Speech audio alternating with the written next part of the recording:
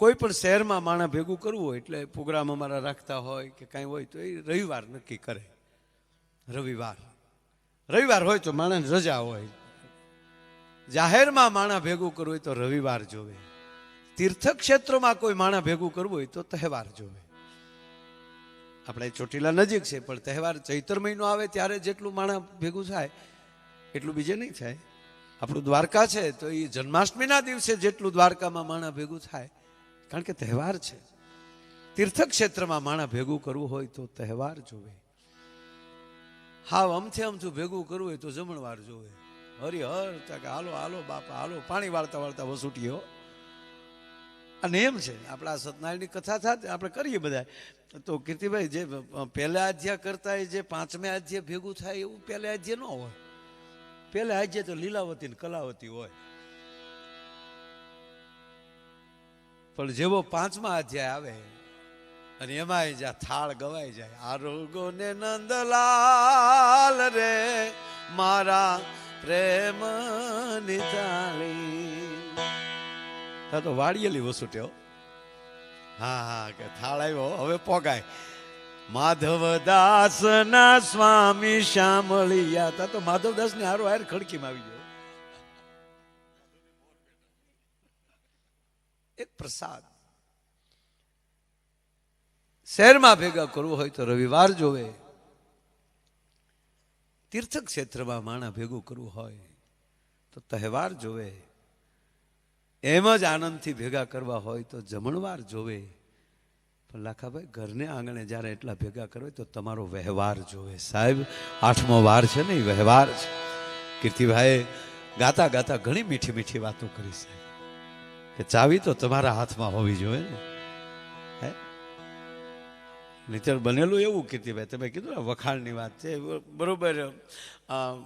શ્રાવણ ભાદરવો મહિનો હાલે એટલે આપણે બધા ખેતીઓ કરવી એ બધાને ખબર હોય.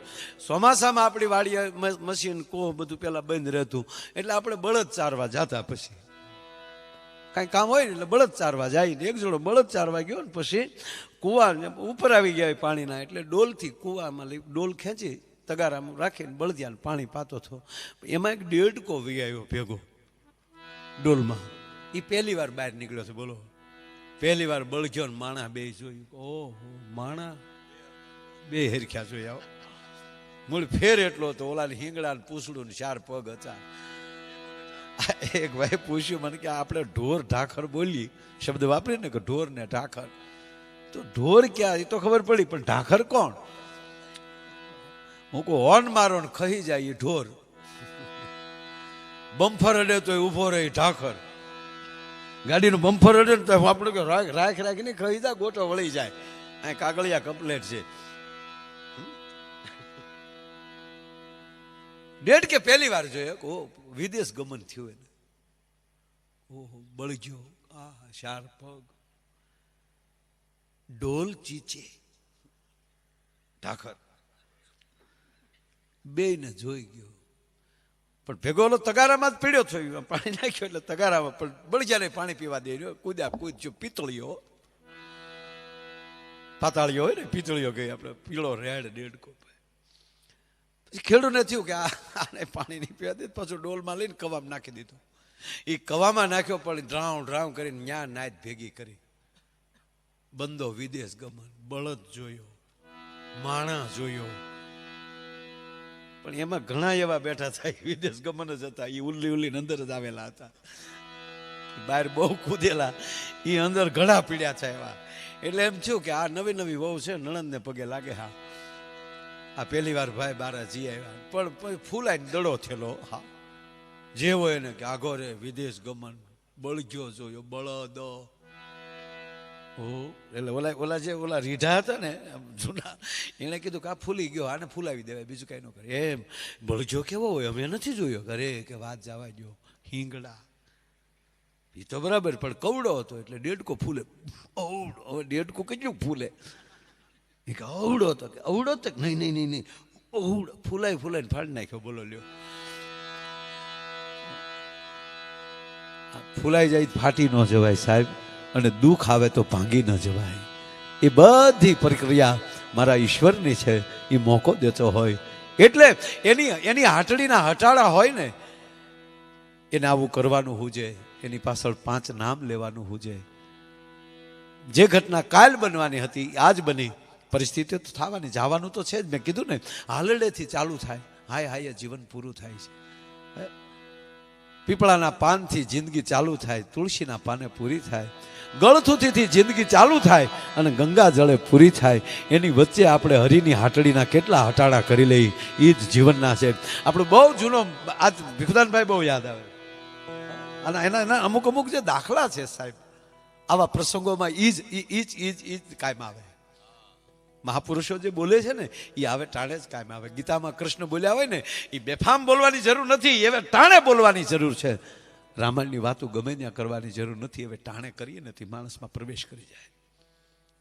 એટલે ભીખુદાનભાઈ કહે દાખલો કે બરોબર આમ પહેલવાઈનો વરસાદ, થોડો વરસાદ થયેલો અને ગામડામાં આપણે જોઈ બજારમાં લફકડું થઈ ગયેલું અને એમાં 2 બાયું છે એ બાજરો દળાવા ગયેલી.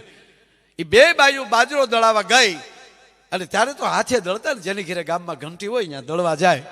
એ તો મેં પણ જોયેલું. મારા માં જ્યાં સુધી કામ કર્યું ત્યાં સુધી ઘંટીનો લોટ નથી ખાધો, હાથે જ દળે. કે ઓલો એને હવા બળી જાય. અને હજી યાદ આવે સાહેબ કે આ ઘંટીનો લોટ અને હાથે દળેલા ઘંટીના લોટના રોટલાના સ્વાદ જુદા હતા. હવે તો બધું ઉડ થઈ ગયું. હાવ ખાઈ એટલી ખબર પડે, જીભ જ એવી થઈ ગઈ ને વાયડી, કેટલું ખાઈ આવી હવે ખબર એને નથી રહી કે મારે હું ખાવું. અને જે ફાળે ખાઈ લે. પાણીપુરી તક લાવ લાવ લાવ. આપણા જમણવાર હોય તો કેટલા કાઉન્ટર મૂકવા પડે ને, આમ ખીરમાં જેમ ઓલું કેમ રેઠિયાર વાસરું આટવા મારે જે ફાવે એ ઝપટ કરી લે. એમ આપણે બજારમાં જોઈએ ને તો માણસ જે દુકાન મળે ફટદીને ખાઈ લેતો હોય. તો જીભ જ એવી થઈ કરી નાખી છે. હવાજ મરી ગયો, રોટલી ખાઈ તો હગતળી જેવું લાગે આપણને. ખીચડી ખાતા હોય, ગોદડા ગાફા ખાતા હોય, પણ હવે જાવું ક્યાં?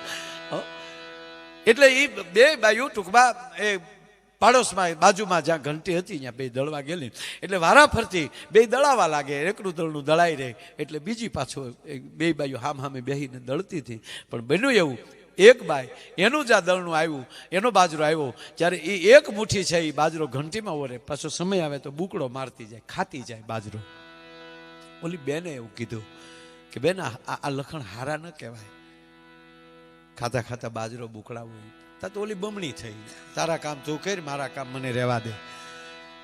2-5 બુકડા માલ લીધા એને, દળીને પછી પોતપોતાના લોટના ડબ્બા માથે લઈ અને 2 હાલ્યું જાત્યો થયો. એમાં લફકડો હતું, 2 લપસી, 2 પડી, 2નો લોટ ઢોળાઈ ગયો. એક બાઈ ઊભી રડતી હતી, કરે રે વાલાભાઈ મારું આખું બધું દળનું ઢોળાઈ ગયું. અને બીજી ઊભી હસતી હતી.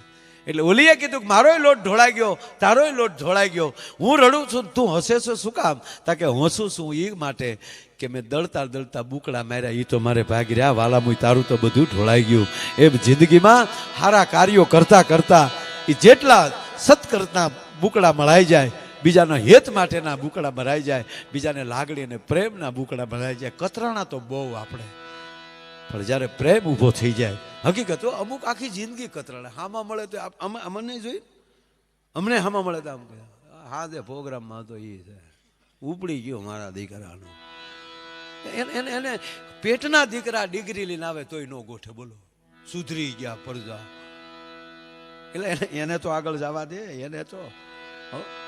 એટલે કવિ કહે છે પિંગલસિંહ બાપુની આ રચના કે આપણને પરમાત્માએ પૃથ્વી આપી છે લહેર કરવા માટે. 4 મહિના વરસાદ વરહે ને 8 મહિના લહેર કરો. પૃથ્વી પવન આપ્યો આપણને. 80 ના બાપનું કાંઈ ન હાલે, આંબા હેઠળ જ્યારે ખાટલો નાખીને હુઈ ગયા હોય. પૃથ્વી પવન ને પાણી કેવી રીતે આપ્યા? ઉલટ આણી મોજથી આપ્યા છે, ક્યાંય ઢીલ નથી રાખી. કોરોનામાં ભાઈ યાદ કર્યું ને ત્યારે ખબર પડી, કોરોના લોકડાઉનમાં ખબર પડી આપણને કે આપણે કેટલો બગાડ કરીએ. માણા કેટલું ખરાબ કરે છે ઓછો ખરા સાહેબ. 1 મહિનો લોકડાઉન જો વાતાવરણ આમ આકાશ સુધરી ગયું હતું. કેડે કાગળિયો નહોતો મળતો, ઘરે ને ઘરે માવા સોળ્યા. માણા ગુજરી જાય એનું દુઃખ નહોતું, માવો નહોતો મળતો એનું માણાને બહુ દુઃખ હતું. માવો મોકલો ને તે ભીડી હોય તો મોકલો.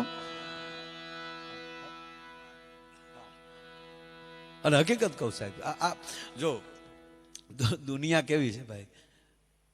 ભીખુદાનભાઈ ફરી વાર યાદ કરું, ભીખુદાનભાઈ એમ કહે ને કે દુનિયા કે આપણે ન કરાય, આપણી રીતે કરાય. કારણ કે આપણે દુનિયામાં આવ્યા છીએ, દુનિયા તો મોજમાં ગમે એમ કરતી હોય સાહેબ.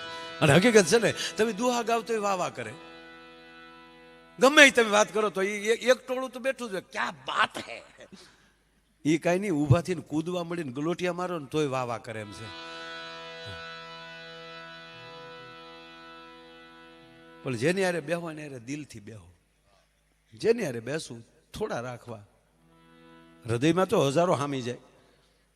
મને ખબર હમણાં પડી કે મારું હૃદય કેટલું મોટું છે. અને કવિએ તો દરિયા કરતા મોટું હૃદય કીધું છે. સાયર લેરું થોડિયું મુજ ઘટમાં ગણેર્યું, અટલી તત્વ ન પહોંચ્યું તાતો દૂજી ઉપડ્યું. ઓલા દરિયાના કીર્તિભાઈ કરંટ છે એ કહેવાય વિજ્ઞાન માપી શકે, એની લહેર માપી શકે. 24 કલાકમાં એટલી લહેર આવે અને એટલી વાર ભરતી આવે ને એટલી વાર ઓટ આવે. પણ વિજ્ઞાનની તાકાત નથી કે હૃદયની મોજને કોઈ માણી શકે સાહેબ.